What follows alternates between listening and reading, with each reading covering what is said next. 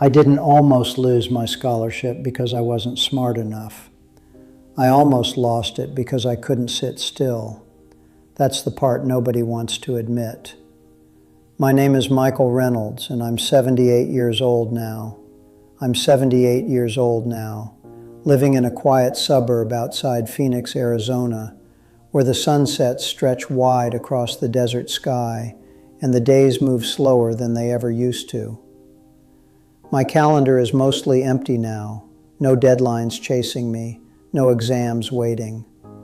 But when I think back to the moments that changed my life, they weren't dramatic turning points or big public failures. They were quiet failures, small habits, little distractions that stacked up so gradually I barely noticed them until they nearly cost me everything I had worked for. Let me take you back to 1968, when everything could have gone differently. I was 19 years old, freshman year at Arizona State University, first in my family to go to college. My father worked construction under the brutal Arizona sun. My mom cleaned houses for families who had more than we ever did. They didn't say it out loud, but I could feel what this meant to them. College wasn't just school, it was opportunity, and I almost threw it away. Not because I partied too much, not because I skipped class or got into trouble. I showed up every morning. I took notes like I was supposed to. I bought the textbooks, stacked them neatly on my desk, convinced I was doing everything right. But I didn't focus. I studied the way most people study when they think effort is enough. Book open, radio playing in the background, door unlocked so friends could walk in whenever they felt like it. Half working, half distracted, telling myself I was putting in the hours, as if time alone could guarantee success. Hours don't matter. Attention does. My roommate back then was a guy named Kevin. Brilliant kid from Tucson. Calm, steady, never dramatic about school. He didn't study longer than I did. He didn't look stressed or exhausted. But when he studied, he locked in. Door closed. No music. No interruptions. 45 minutes straight, eyes on the page, mind fully present. Then he'd take a short break and go again like clockwork. I thought he was intense. Turns out he was disciplined in a way I didn't understand yet. Midterms came around. I walked into my economics exam feeling confident enough. I had studied for 5 days straight, flipping through chapters and underlining sentences like I was making progress. I bombed it. Not barely passed, bombed it. I remember walking across campus afterward, heat rising off the pavement, backpack heavy on my shoulders, feeling something sink in my chest. It wasn't confusion. It wasn't anger at the professor. It wasn't even embarrassment. It was the quiet realization that I had wasted time pretending to work. That's the danger nobody warns you about. Pretend effort feels productive because it keeps you busy. Scrolling through notes is not studying. Highlighting half a chapter is not mastery. Rereading the same paragraph 3 times while thinking about dinner plans is not focus. It's comfort disguised as work. And comfort is expensive when your future is on the line. I got a warning letter 2 weeks later. Academic probation if my grades didn't improve. Scholarship at risk. The paper felt heavier than it should have. I didn't tell my parents. How do you explain to people who never had the opportunity that you're wasting yours because you can't control your attention? That night, Kevin knocked on my door and asked how I did. I shrugged it off, acted like it wasn't a big deal. He didn't buy it. He saw through the performance. He said something that stuck with me for decades. You don't have a capability problem. You have an attention problem. That sentence rearranged my thinking in a way no professor ever had. Because attention can be trained. It's not something you're born with. It's not a personality trait. It's a habit you build or neglect every single day. The next afternoon, he invited me to the library. Not the loud section near the entrance, the top floor, quiet as a church, the kind of quiet that makes you aware of your own breathing. He made me do something that felt uncomfortable.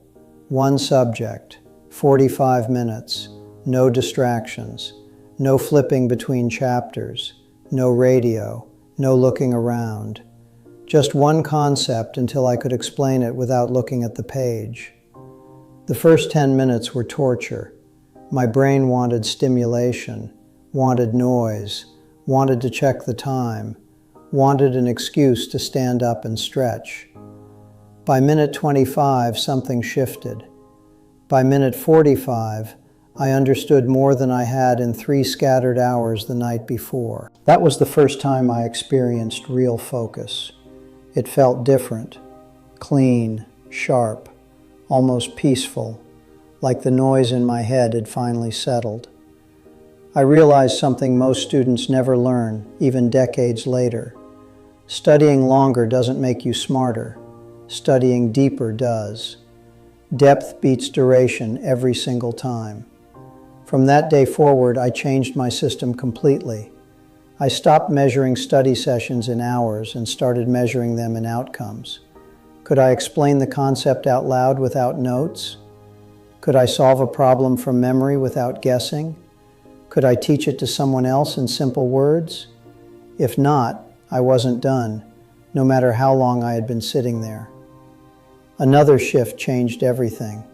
I stopped studying passively. Passive studying feels safe and comfortable. Reading, highlighting, watching lectures again. It gives the illusion of progress because it feels smooth. Active studying feels uncomfortable. Closing the book and trying to recall. Testing yourself. Making mistakes on purpose just to see where you're weak. Mistakes are not failure. They're feedback that tells you exactly where to improve. Once I embraced that discomfort, my grades didn't just improve, they stabilized.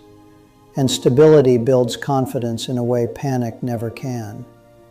But here's where it gets real for you. Distraction is more powerful today than it was in 1968. You're carrying a device in your pocket that's engineered to fracture your focus every few minutes.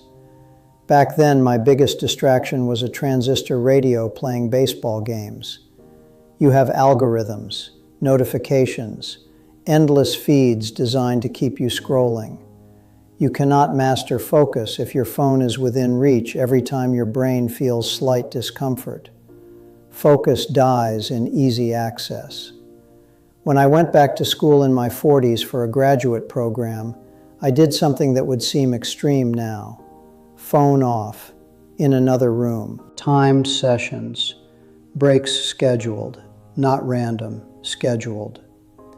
That structure freed my mind instead of restricting it. Most people think structure limits you. It does the opposite. It protects you from your impulses and protects your future from your moods. You don't need motivation. Motivation fades the second things get hard or boring. You need systems. A system doesn't care how you feel that day. It runs anyway. Here's something else I learned too late. Cramming is a tax you pay for procrastination. It steals sleep. It raises anxiety. It lowers retention. When I shifted to shorter, consistent sessions spread across multiple days, information stuck longer. Stress dropped. Exams became confirmations of preparation instead of battles for survival. Mastery is built in layers, not in panic. If you're studying right now, let me ask you something honest. When was the last time you sat for 30 uninterrupted minutes with no notifications, no switching tabs, no background noise pulling at your attention? If that question makes you uncomfortable, good. Discomfort is where growth starts. You don't need to study 10 hours a day. You need to protect 2 hours fiercely. No compromise, no negotiation. And one more thing, sleep is not laziness, it's consolidation. Every night your brain organizes what you learned during the day. If you rob it of sleep, you rob yourself of clarity tomorrow. I learned that the hard way during finals week one year, when I tried to push through 3 nights in a row without real rest. I passed the exams, but I forgot most of the material within a month. That's not success, that's survival. Master focus isn't dramatic, it's quiet. It's showing up even when you don't feel like it. It's choosing depth over noise. It's closing the extra tabs. It's putting your phone somewhere inconvenient on purpose. It's testing yourself instead of rereading passively. It's sleeping enough to think clearly tomorrow. At 78, I don't regret the nights I studied with discipline. I regret the weeks I wasted pretending I was working. Time is neutral.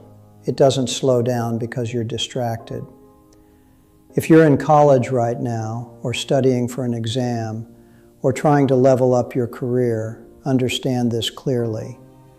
Your future isn't decided by talent alone. It's decided by attention. Attention is currency. Spend it wisely before it's too late. If this video hit home, share it with someone who keeps saying they'll lock in next week. And subscribe for more reminders that protect your focus before life forces you to.